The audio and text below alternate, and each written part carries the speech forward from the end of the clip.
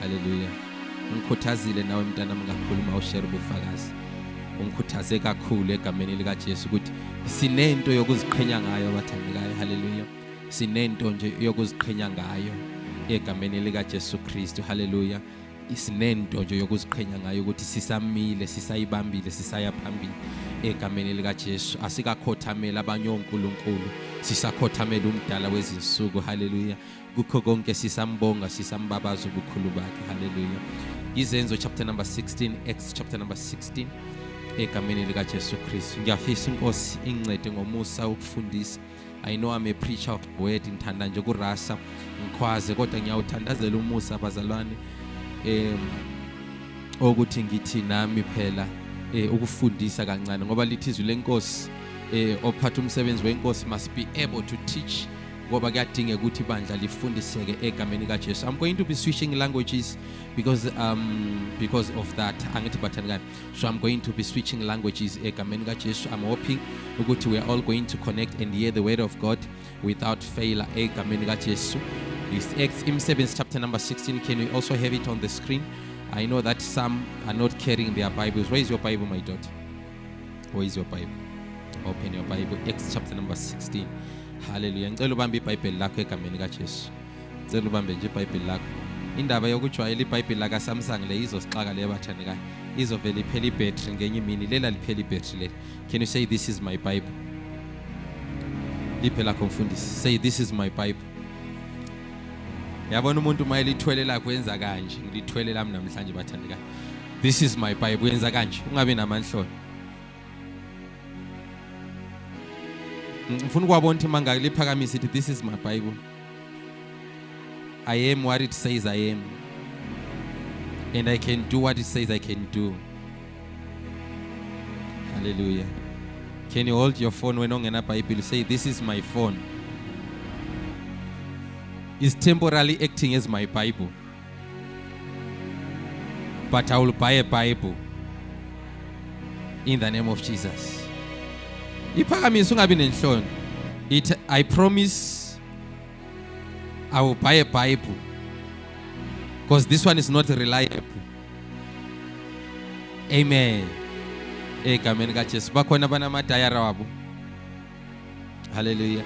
If you not diary, must fundisa kanje uyafaka ifoni yakho ku record isemoni so that you listen to it when you get home egameni lika Jesu Christ. Sicela ungifundele Rita if you're there.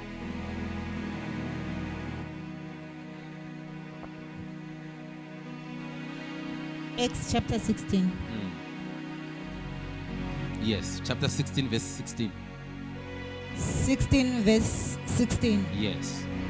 Once when we were going to the place of prayer, we were met by a female slave. We're met by a female what? Slave. Okay. Who had a spirit by which she predicted the future. Okay. Ngicela khonapho kancane ungasuki. Ithi sahlangana nentombazana enomoya wobungoma. Qhubeka. She earned a great deal of money for her honors by fortune telling. She followed Paul and the rest of us, shouting, "These men are servants of the Most High God, who are telling you the way to be saved." She kept this up for many days. Many days. Can you say many days?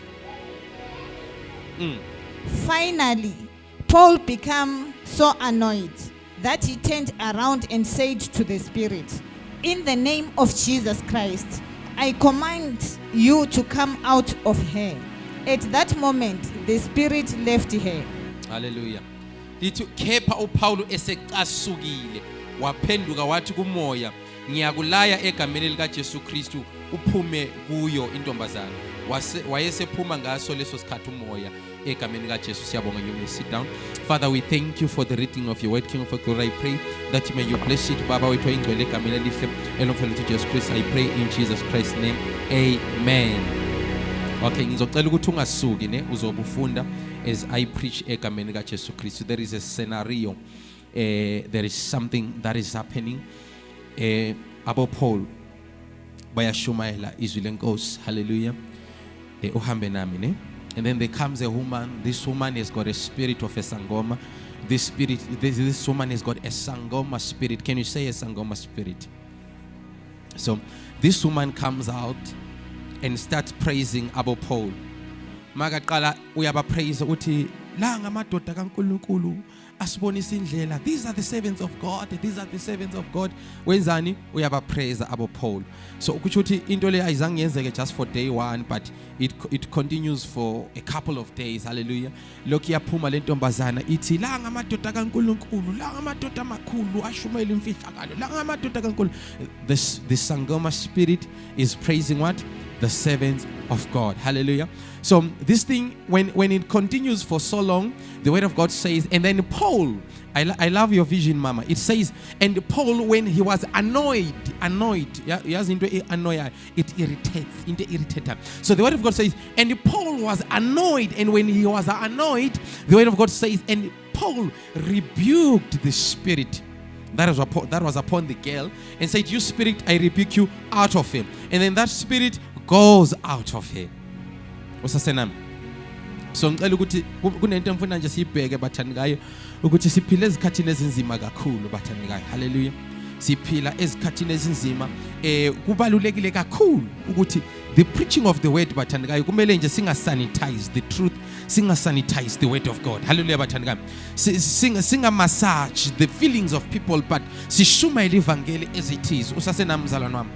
So siphile ezikhathini ezinzima where pastors are afraid of preaching the true gospel of the Lord Jesus Christ. Angithi bathandikayo. But thina kumele sime as the end time church, sime sithi ivangeli sizolishumayela. Liyabona lento bathandikayo. So uSathane, he is a trickster. uSathane uyiqili, he is a thief. One of the characteristics of the devil ufaniswe nesela kwathiwa he is a thief. If ngizokhuluma ngesela bathandekayo, isela linamaqhinga ngendlela emangalisayo kakhulu. Ngicela nje umfana oyedwa eSunday school agijimaze lapha fast egameni kaJesu. Isela linamaqhinga amaningi kakhulu bathandekayo. Hallelujah. So there is a lot amasela akwenzayo uma ezositshontshela. Ngiyazikala bathandekayo. Ngoba sidila nesela, mawudila nesela, you must be very careful. He is too short, this one. I need someone who is a bit tall. But ngoba ngifuna ukudemonstrate something egameni kaJesu Kristu. Thank you so much. Ngicela simshaleni izandla umfundisi wami. Simshaleni izandla. You can sit down. Hlala phansi mfana. Simshaleni izandla. Hallelujah bathani. Isela masizokhuluma isela line strategy. Sisonke bazalwane bami. Ngoba ngifundisa abafundisi lapha bazosishumayeza kusasa. Isela line strategy. Isela lihlakaniphile.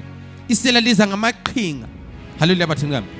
If the word of God says the devil has come to steal, to kill and to destroy, ungacabanga ukuthi uzobhidliza isaksa lakho kuphela nebhizinisi lakho nezimali zakho nezimoto zakho. Lokho akubalulekanga lokho. This is just an extra, it's a bonus. Then the number one mission of the devil is to destroy you spiritually. Usasenami. And if he is a thief, which means he is also a thief spiritually. If he is a destroyer, he is also a destroyer spiritually. Usasenami. So bheka ngapha mfana. Bheka yes. So sisakhula. Siyinsizwa. Bekunolunye uhlobo lwamasela lapha edolobheni kwaBulawayo. Those guys bebeneskill esimnandi so uma bezokutshontshela. Uthothi abakwazi badibana nawe estradeni. Mabadibana befika maybe bafika kuthuze kanje. Afika kuthuze kabuhlungu ngathi qish. Bese skisa bengakuboni ntwana. Hey you smart man. Hey ugqoke kahle man.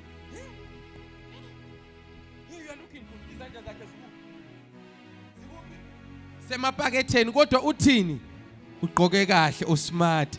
Nawe uma uyibhari uzothini? Ngiyabonga. Ngiyabonga ngithengelwe ngubaba wami ngiyabonga. Kodwa izandla zikuphi? You can sit down. But uyenza njani? Uyakunqoma kodwa izandla zikuphi? Imini ikuphi?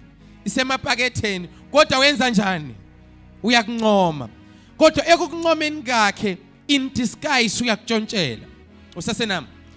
So uPaul indoda ehlakaniphile, indoda ekhaliphile.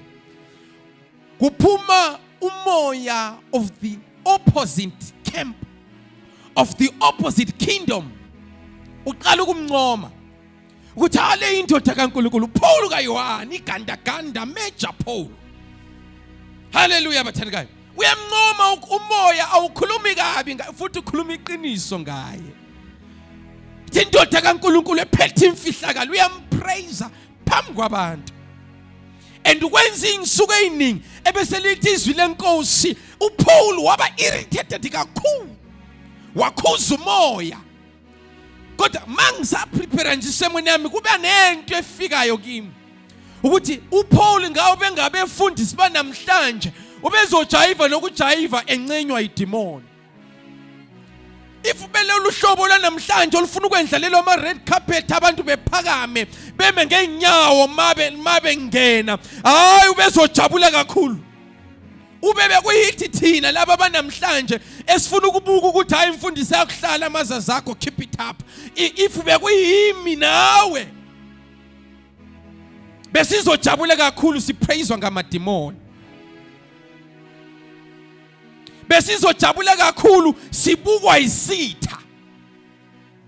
Njengoba sila emhlabeni sisempini bathandekayo. Immediately uthatha uJesu usempini. And umuntu esisempini against yena is the devil. So it becomes worrisome if the devil starts praising me. It becomes so disturbing when the devil is now enjoying praising me. Kusho ukuthi une mission. Ungabona amademoni sengishayela izandla etha umoya isikhokho. Hayi, there is something wrong. May we be a church, may we be a generation engeze ukujabuliswa ngama praises esitha. It is not for me and you to be praised, but it is for God. That is why when people come to us after the service, bethi imfundisi wazwashumela kamnandi ngabusiseke sithi udumo lonke kubaba uNkulunkulu. Because udumo lungolwakhe. Because after me and you have been praised, yilapho siba khona namakhanda amakhulu sizibone sesibakhulu. Kanti thina njengoba sipraiswa kangaka bathandekayo nathi sizingane kuNkulunkulu. Uthi baba uNkulunkulu mangabe ekhuluma ngosoul uthi uyisitsha esikhethekileyo. Isitsha ngeke sizincome ngokudla okuhle okuphezukwazo. Because kuphakiwe phezukwazo isitsha sikwazi ukuprepare a meal. Kodwa isitsha siyaseva a meal. So if there is one thing emfuna ukuencourage ebandleni sisakhuluma abefundisi bakusasa yikuthi impakamo must fall. One thing that we must never have is pride, bathandekayo. When I wake up in the morning and I prepare to come to church and I dress myself, noma ngingathatha 30 minutes ngizilungisa ukuthi ngiphume ngimuhle. I am dressing for the glory of God, not to be seen by men. It becomes a problem when I now spend an hour in the mirror because ngifuna abantu bengipraise. When we dress to the glory of God. When we pray to the glory of God. When we give to the glory of God. Everything about our lives, we do it for the glory of God. We don't take pleasure being praised by demons. Hallelujah, bathandekayo. We don't take pleasure being praised by demons. Yasibona benkambeni eyodwa. Because when demons start to praise us, kusho ukuthi sesihambisana, kusho ukuthi into esiyenzayo siyahambisana. If the demons start to praise us, kusho ukuthi demons have become so comfortable in our presence. Usasenami. And the demons must never be comfortable in your presence wena njengekholwa. Usasenami bathandekayo. Demons must never be comfortable in the presence of a believer. Hallelujah, bathandekayo. Lithi izwi lenkosi uPaul ese-irritated. Uyakubuka nje okokuqala day 1 kanti lokhu kwenzani lokho. Hayi uPaul isikho abukanti wenzani lokho. Day 2 same thing, day 3 uPaul is irritated and he commands the spirit athi ngegama lika Jesu wena moya out. Waphuma umoya. Kodwa mawuphuma umoya mfundi understand ukuthi njengoba lo moya obungoma ubuhlezi phezulu kwentombazane.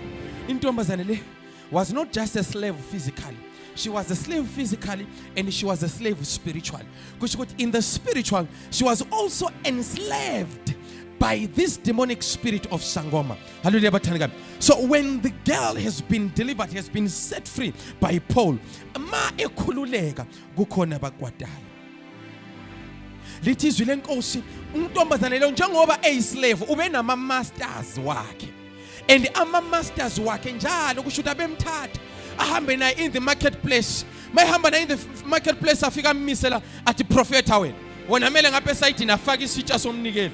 Untombazana abantu bayabuya bazoprofetha baphonsela imali esitsheni. Abantu bayabuya bezoprofetha bephonsela imali esitsheni. Ama masters amile lapho makushona ilanga athatha imali ayodla. Kusho ukuthi this girl was a money making machine to the masters. Kusho ukuthi the bondage of this girl was a money making machine to the masters. Kusho ukuthi the bondage of this girl was a breakthrough to the masters. The bondage of the girl was a breakthrough to the masters. Njengoba ehlukunyezwa ngumoya kanje, kukhona abajabulayo ukuthi umoya uhlezi phezukwakhe. Ebese lithi izwi lenkosi, there is nothing new under the sun. Konke okwenzakalayo kuke kwenzeka. Nokwenzeka empilweni yakho namhlanje kuke kwenzeka kweyomunye before. There is nothing new under the sun. I was talking about someone from the leadership during the week, telling me how things are like, how the family is turning against him, fighting him, all of that, accusing him of things. Hallelujah. I'm telling my brother, there is work of witchcraft, and there is something about witches. And as what if they stop you from what you are doing, they are not going to do it. But their celebration, their happiness is in stopping you. But when you stop what you're doing, they are not going to do it. But they will celebrate that you stopped doing it. Umuntu yakuthakathi ukuthi ungabi nemali silo like yena imali yakhona izojika bena yena ipleasure yakhe isekuboneni ungenayo. But I've got news for you bathandekayo ukuthi the same God that Paul was preaching is the same God that we are still preaching today. If the word of God says he's the same yesterday, today and forevermore, because that same God is still the same God even today. So if there are people who are enjoying, who are celebrating in your bondages, there is God in heaven. Tell to your neighbor and say, neighbor, there is God in heaven. There is God in heaven. There is God in heaven. You will come out of bondage.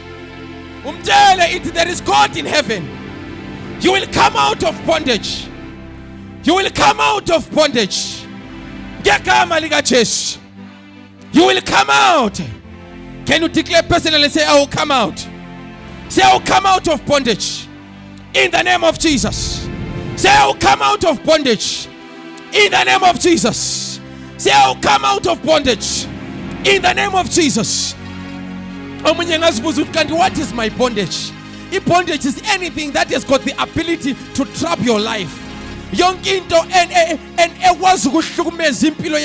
has become your bondage. Everything that has become a pain and a burden in your life has become your burden. But if you are able to take this God today, can you shout, I'm coming out? Shout, I'm coming out.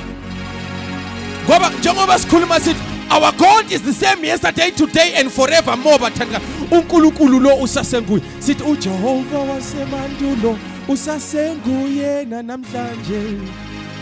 Jesu wasemandulo usasenguye namhlanje. Kuye namhlanje. If sikwazi ukuyicula as understand ukuthi the same God owakhulula intombazane usasenguye namhlanje. The same God, but lithi izwi lenkosi abo Paul nabo Peter, they would take indwangu because abantu bebebaningi kakhulu, they couldn't touch all of them. So bekuthatha indwangu ziyothintiswa emzimbeni yabo Paul kanje ebese ithwatha indwangu ziyobekwa phezu kwabagulayo bephile. That same God is still the same God today. Bathandekayo, if you believe it, can you shout, I'm coming out? Shout, I'm coming out. Shout, I'm coming out. uSathane unezindlela namaqhinga zokusihlasela ngezinto eziningi kakhulu. We become so depressed and stop believing. We become so depressed and stop praying. But I want to tell you something. The devil is a liar. As long as God is still seated on the throne, I shout, I'm coming out. Shout, I'm coming out. Shout, I'm coming out. Shout, I'm coming out. By faith, shout, I'm coming out. Shout, I'm coming out. Say, whatever bondage, I'm coming out. In the name of Jesus. Say, whatever bondage, I'm coming out. I'm coming out. I'm coming out. In the name of Jesus. In the name of Jesus. In the name of Jesus. In the name of Jesus. Angathi ngizodedela uqhobo lokuphuma kwezinto la. Angathi ngizocela udobo of coming out. Can you say I'm coming out? Can you say I'm coming out? Say I'm coming out. Nangu moya engcwele ngifaka kwezinto. Say I'm coming out. Say I'm coming out. Say I'm coming out. Lithi izwi lenkosi after the girl was delivered kwasuka umsindo omkhulu kakhulu ukuthi wayinenze lento aphakama ama-masters agijimela kubaphathi bendawo bathi ukhona ogangayo ngoPaulos noSilas bayaganga lapha endaweni sicela lidile nabo. Lithi izwi lenkosi bathathwa bashaya kakhulu bayobekwa entolongweni. But kunento abangayibambeli. There is something that they are missing. Ukuthi njengoba bebashaya kanje, njengoba bebahlukumeza kanje, they are transporting them to their second miracle. Usele emuva. Njengoba bebashaya kanje, njengoba bebahlukumeza kanje, bebathatha bebafaka entolongweni, they are transporting them to a second miracle.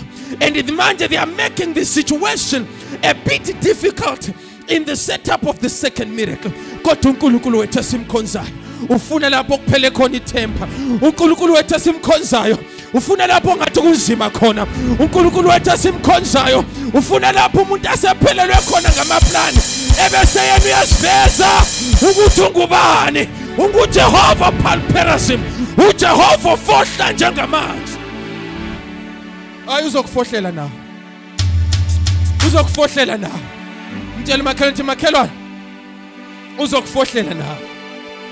Ithi uJehova ofohlayo uzokufohlela nawe.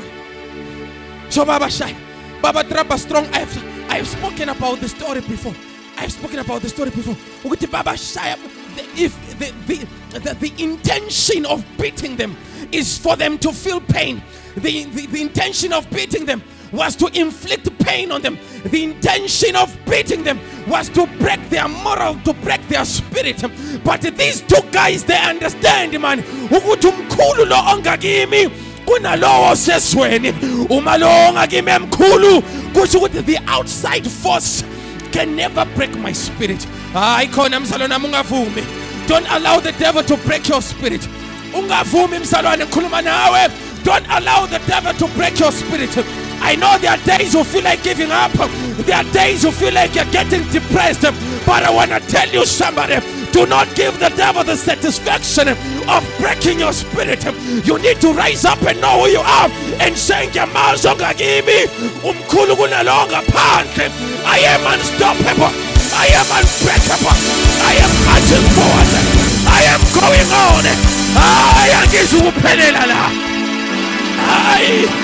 I refuse to pelela. Do I have people in the house who are going to declare with me that this is silent? I have been through a lot, man. But this I look pelela. Do I have people in the house who rise up with me today and say, when's the gala, when's the gala? But I give you pelela. I corner. I give you pelela. Do I have people in the house who are gonna rise up betting amaze ngimkhonzayo namadimona yathithimela ngokubizwa kwegama lakhe nabathakathi bayaguga ngokubizwa kwegama lakhe nayo yonke imbuso iyakhothama egameni lakhe nawo wonke amandla athi salute kuleli gama Mangaba ukhona ngizokutshela istory. Lithi izwi lenkosi bekukhona in the Old Testament into ebibizwa ngomphongolo. Akuthi umphongolo. Akuthi umphongolo. Lithi izwi lenkosi ikhona into ebibizwa ngomphongolo. Umphongolo was the ark of the covenant. Umphongolo ubuthwele ubukhona bukaNkulunkulu. The ark was carrying the presence of the Lord. Usasenami God. The ark was carrying the presence of the Lord. Kusho ukuthi mabe empini bebedla ngokuthwala bebedla ngebackup yamandla aphezulu komphongolo. Usasenami ma uIsrael esiyempini ubedla ngebackup yomphongolo amandla ahlezi komphongolo.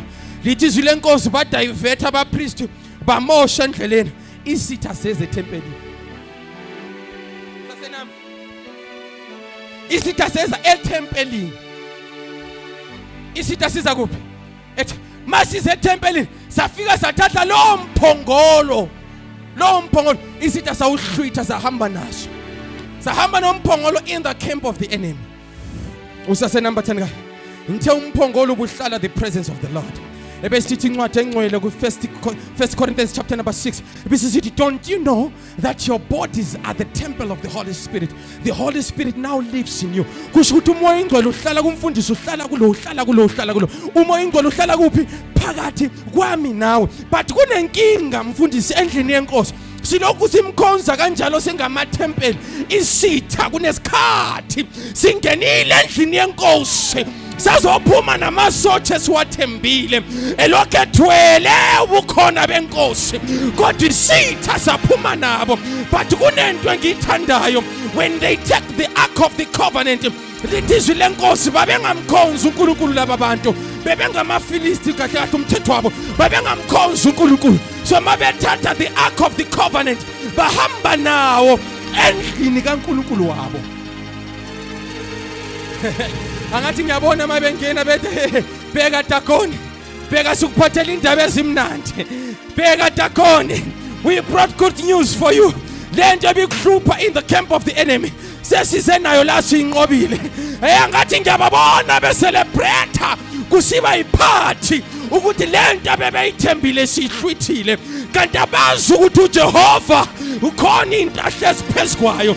Lithi izwi lenkosi bafalela iark noNkulunkulu wabo uDagoni ethempelini likaDagoni baphuma bahamba. Mabephuma behamba angathi ngiyambona uSimakade esithi bheka Dagoni sokusele mina nawe manje. Sokusele mina nawe manje. This thing is now God versus God. Angithi uNkulunkulu Dagoni. Now the issue is between God versus God.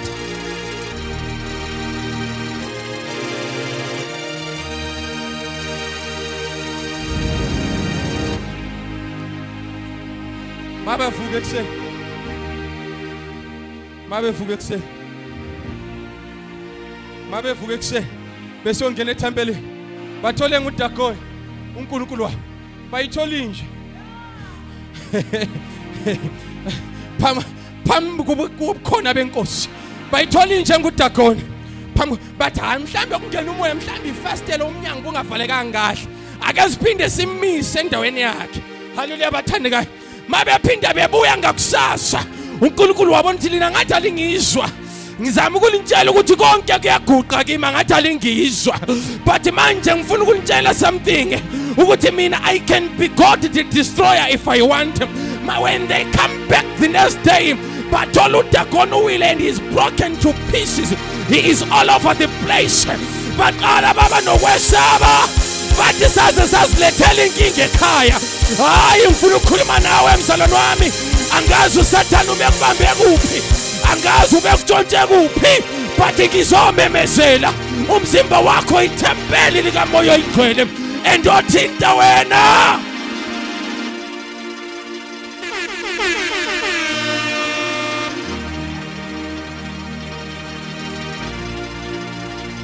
Can you shout fire in the name of Jesus? Shout fire! Shout fire! Yes, abantu bomhlaba ungabona bejoka ngento ubekwazi ukuthi namandla. Ungabona bedlala ngayo bazama ukuthi discourage wena okholwa. Ungabona bedlala ngayo. Mawungathi ngumzalwane, do you know what they say? Dinkhipha amazazi angizonibona kahle bathanda. Ungathi ngumzalwane, do you know what they say? But ohinda bo fire ya. They are mocking it. Kwenzela thina size sibona ngathi ayinamali. Understand? Ungathi ngomzalwane bathi tight. Baku discourage ukuthi ubone ngathi lento yasekhaya ayisebenzi. Kodwa mfuna ukutshela ukuthi lo mlilo uyasebenza and use it for your advantage. Shout fire! Shout fire! In the name of Jesus. Hallelujah. We are not going to be discouraged in tapping into the power of our God. We are not going to be discouraged. Sizongena ekujuleni bathandeka. Hallelujah. Makukhona okusehlule sizongena ekujuleni manje singena. If kukhona okusehlule sizojula manje. Usasenamba bathandeka. Makukhona okusihlulile izolo namhlanje sizojula. Uthi uJesu Peter, throw your nets unto the deep. But inkosi asibambanga lutho usuku bonke, but at your word sizokwenza. Hallelujah bathandeka. I am here to shout, man. Throw your faith unto the deep. Hallelujah. Can you turn to your neighbor and say, neighbor, throw your faith unto the deep, and you shall catch what you believe God for. Say, neighbor, throw your nets unto the deep, and you shall catch for the glory of the Lord.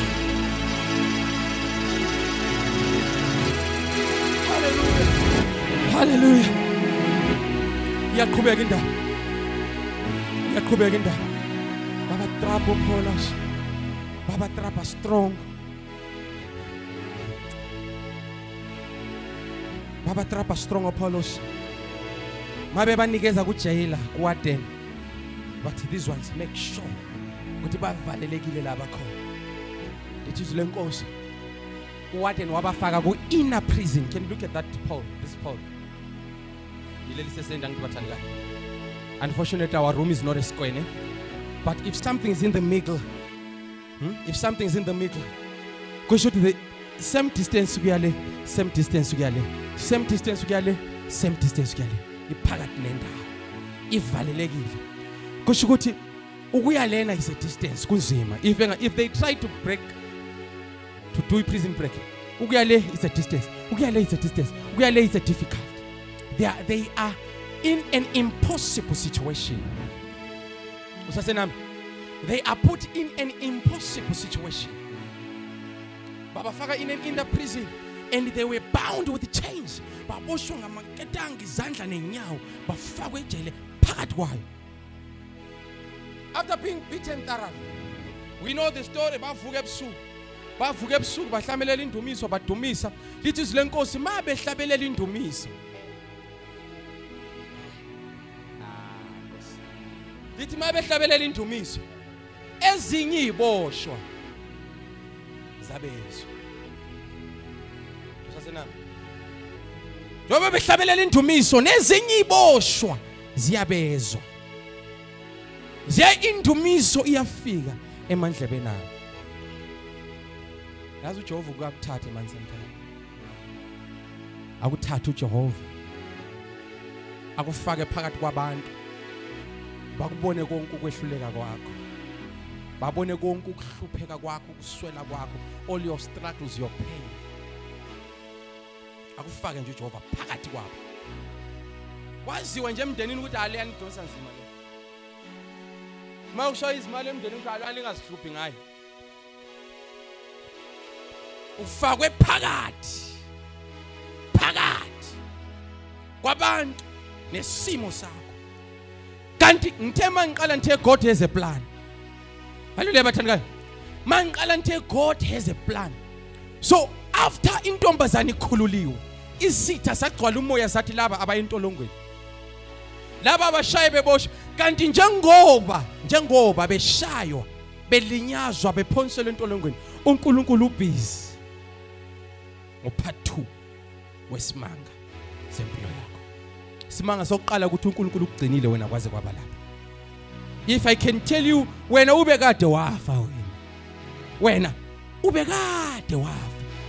Mhlambe wena mina yabona mina ube sengaba ngamathambo mina sengisho mina bathandana. Mina ubekade kwaphela ngawo. If I can tell you all my childhood stories, uzobona nawe ukuthi angempela uqinisile ighost lekade ubekade yafa. Ubekade yafa. Hallelujah bathanda. I can take you years and years back and the things that have been happening in my life ubekade ngafa. Mina I'm sure 100% sure and I'm sure nawe ukuthi the devil has tried to take your life. Njengoba uhleli la ukhala enkosini usithi inkosi yakwenzeka ubekade wafa nawe. Yakuze uthola umuntu ube ulalile wavuka eshonile. Have you heard about that? Have you heard about that? It could have been you. Mhlambe lo muntu washona akasakwazi ukusitshela kasekho emhlabeni. Maybe lo muntu washona wabulawa lento enokukhama wena ebusuku ukuthi ngegama lika Jesu uvuke. Lo washonayo. Hallelujah bathandikayo. But uJehova lo esimkhonzayo uNkulunkulu uGod uGod. Hayi bathandikayo. Hayi akaphelelwa. Futhi akahluleki and akasoze ahluleka. Ngiyukutshela ukuthi from ekuqaleni kuze kuye ekugcineni akakaze ahluleke. Kuyobe kuyimhlolo mayengaqala ngawo. Kuyobe ngingangena na ku Guinness Book of Records le ukuthi uNkulunkulu uhlulekile.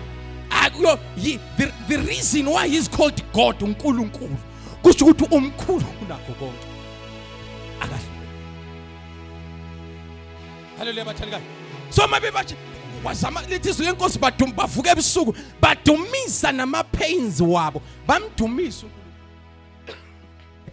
Usasenami bakhona bathi izinto mazingahambi kahle empilweni yabo abathandazi. Ukhona uthi ngiyabe ngithandazelani ngoba ngibona imahluko. Ungabi serious ngoba ngiyazi ukhona. Ngiyabe ngithandazelani ngoba ngibona imahluko. Omunye wazwayeka ichurch khona ubhuti wayisuke Okmore sasikhonza naye le wathi hayi mina mangeke ngakhonza into zama ngathi ziba nzima kakhulu. If Paul bebefana nami nawe be carnal minded after performing that miracle of delivering a sangoma girl, the community was supposed to clap hands for them, but the opposite happened. But it doesn't matter the matter bathandekayo. God is God in any situation.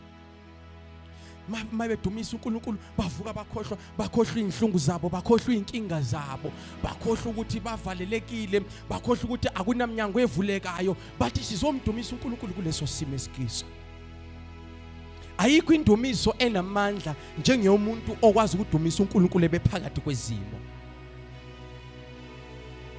Mayilizwe lenkosi lisithi babusisiwe abampofu, hayi ukuthi poverty is blessed bathandekayo. Kusho ukuthi wena umpofu uNkulunkulu engakujabulisa anytime. God can do anything for you because wena umpofu uyakwazi ukumdumisa ebumpofini bakho uNkulunkulu athinteke athi lo ungidumisa engenalutho. Ngoba bakho ukhuluma ngabantu abanezimali, bakhona abantu abanezimali abangasiboni nesidingo sokuthandaza.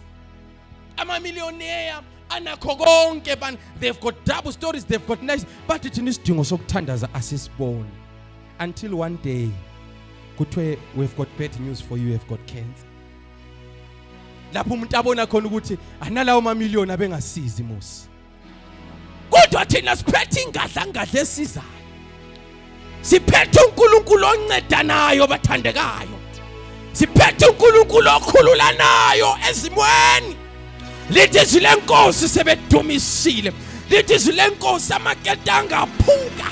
Angashaywanga ngankemba, angashaywanga nganto, ngendumiso eyakubaba uNkulunkulu. Amaketanga aphuka ezandleni, aphuka enyaweni, akuphelelanga lapho, kwavuleka iminyango, akuphelelanga lapho, neziboshwe zayiboshiwe, amaketanga akhululeka, iminyango yavuleka, iminyango mayisivuleka mfundisi, ayivulekela uPaul noSilas kuphela, kodwa ivulekela nalabo bebesithi siyarasa.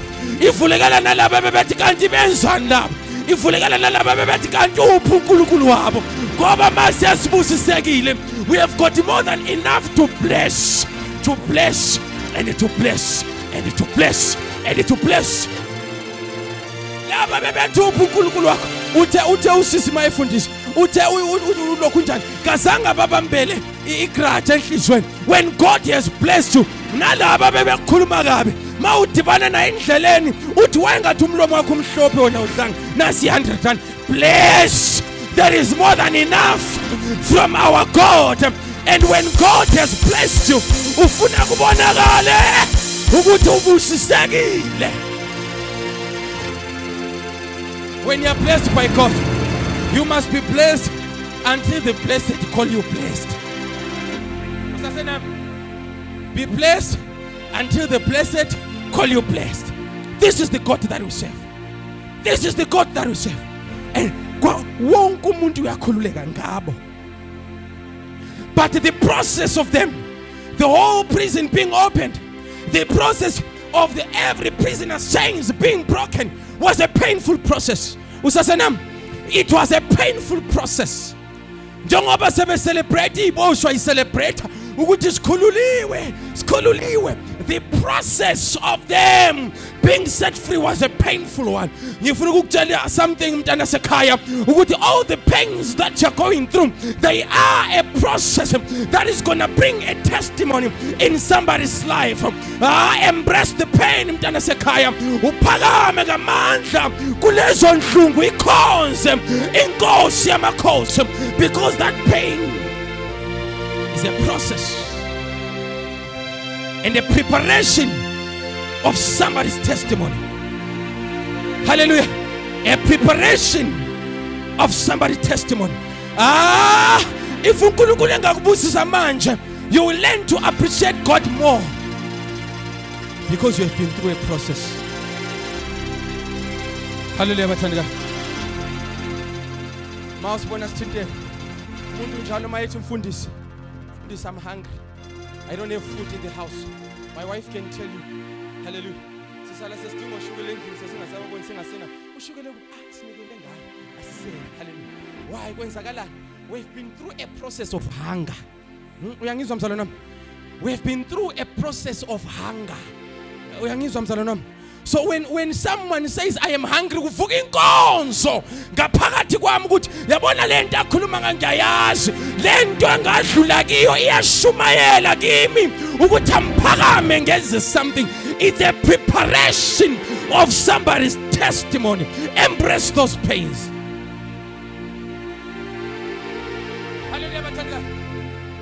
You mfundisi, you never be able ukutshela umuntu ukuthi abekezele ungakazi ubekezele wena. You be a hypocrite. You can never tell someone ukuthi hang in there when you have never hang on there wena.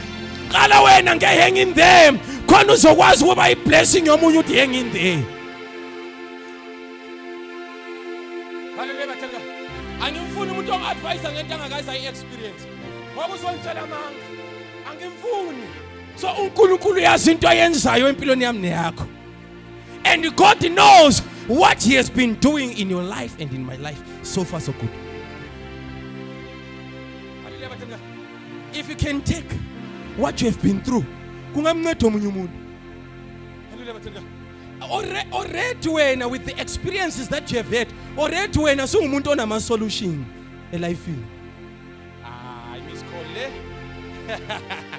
Miss Conley. Because of what when you have already been through when already so problem solver. But awukakubona ngoba ubheka okula wena. Thina sibona okungale angithi bathandikayo. Ngithi because of what you have been through, already when you have become a problem solver. Hallelujah bathandikayo. Ngubani? Ongafuna uhamba ku marriage counselor ongashadanga. Mbani ongafuna uhamba ku marriage counselor ongashadanga? Mbani? Everything that you're going through is part of the process. It's not a mistake. It's not a mistake, hallelujah. It's not a mistake. Everything is like pieces of a puzzle. At the end of the day, it will work together for good. Yabona ama piece of puzzle. Mawungawabeka lapho umuntu ethi hlanganisa lapho kuphume into eyi-1 hayi.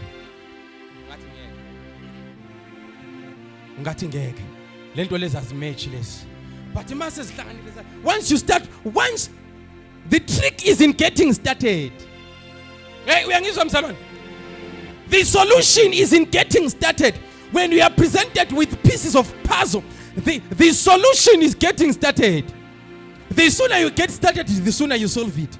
Mawuqala ukwafaka amaphisi uqala leliya mecha naleli, leliya mecha leli, leliya mecha.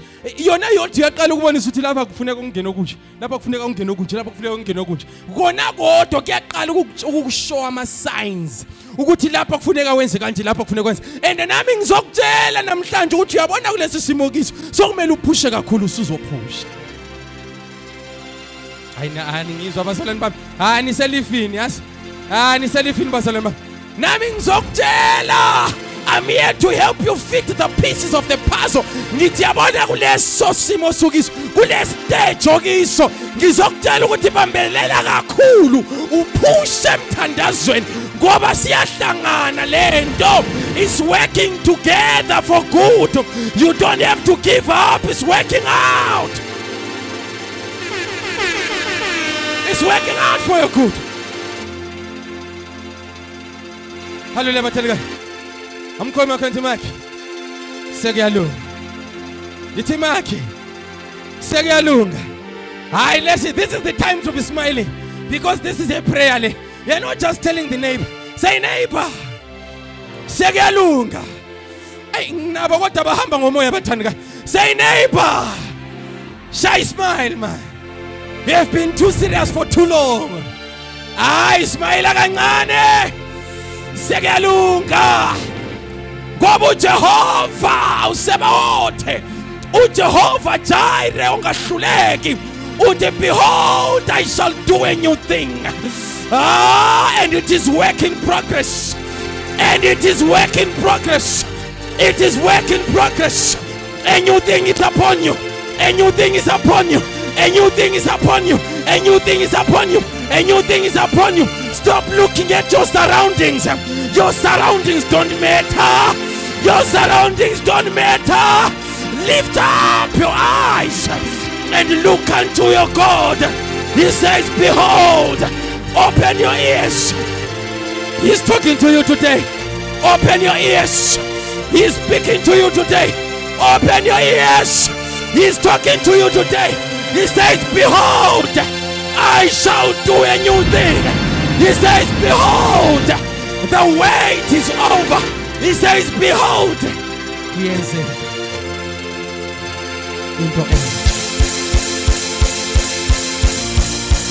A new thing, a new thing. A new thing is upon you. A new thing is upon you. A new thing is upon you. A new thing is upon you. Hallelujah, hallelujah. Hallelujah, hallelujah. A new thing is upon you. A new thing. It is upon you. Ungaphaisa kugcineni. Hallelujah bathelika. Ungaphaisa kugcineni. Ungaphaisa kugcineni. I was reading a story of an athlete ogijimayo.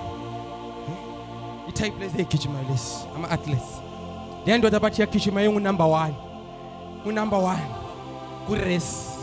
Kodwa yathi mayisi siyafika ku finishing line. Yabisima. Siyafika ku finishing line. Yazitshela ukuthi si cross elinga cross. Yabisima yaqala uyihambela kancane. Hallelujah. And the opposition is coming. Yena sezimela utshela ukuthi se crossile. Ase relax singamakhola. Sase nami ase relax singamakhola abathandikayo ngithi. Kwase kuqhamuka indoda eyodwa emva kwakhe. Usase nami sengivala njalo bathandikayo. Kwaqhamuka indoda eyodwa emva kwakhe. Bayeza abantu bagijima ukuthi akaboni ukuthi kaka cross ku finish line. Asigijime sim overtake. Yona iyazihambela urelaxile ukhohliwe. Kwaqhamuka indoda emva.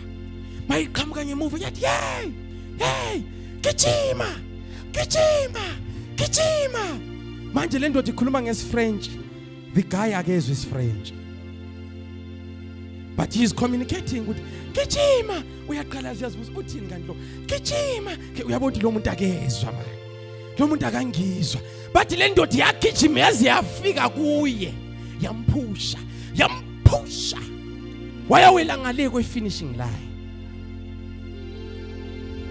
I'm here to push you. I know there are days where you felt like giving up. There are days you felt like it's Sunday again. I know those days have come. You have come to church dragging your feet, but I'm here to give you that one last push. egameni likaJesu. Ungabusama. The finishing line is here. Ungabusama. Bekezela mzalwana wami, here to push you.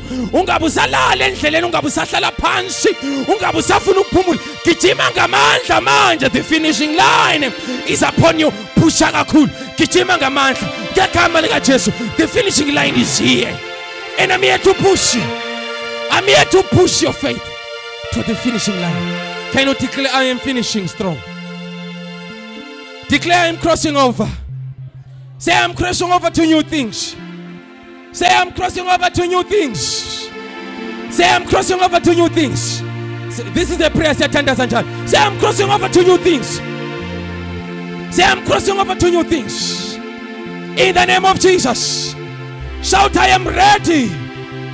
I am ready for new things. Say, I am ready for new things. Say, I am ready for open doors. Say, I am ready to be free.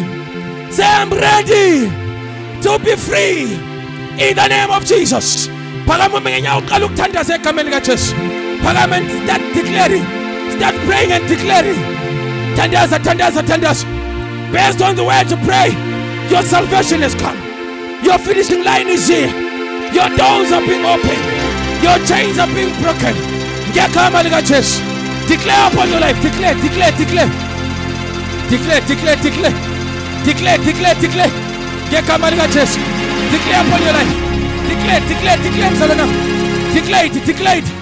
Declare in the name of Jesus. Pray. Tandaza fulumlomo wako. Tandaza. The solution is here. Your breakthrough is here. Your freedom is here. Your testimony is here. Ngegama likaJesu. Pray. Your time has come. Your time has come.